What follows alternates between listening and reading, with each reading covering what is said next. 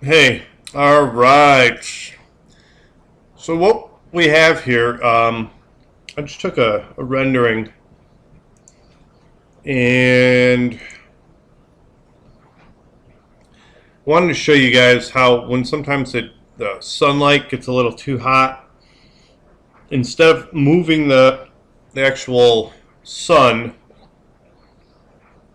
or getting the camera to capture the space differently so you don't see the sun, which, sometimes it's like, well, I need this view, so I can't really change the way I want to capture the space. I could move the sun, but there's also another option.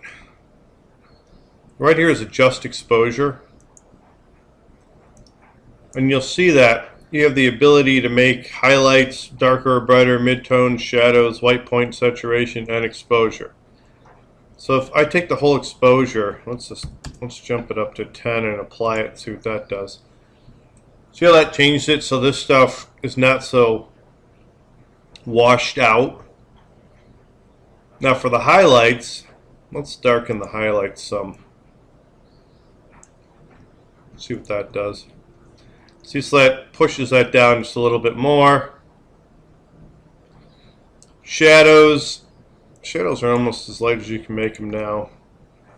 But then, lightening with shadows helps too. Your white point, that's not going to do much, but you can play with that if you want. And then saturation is how much gray or how much color. And so if you turn this up, you'll actually get more color out of things that have got color to them. But so you see how this is now not washed out. I mean, we do have some sun coming in hot in these areas, but it doesn't look like the whole wall is washed out. So you can do that without having to re-render, which is nice because then you don't take up valuable time re-rendering. Okay?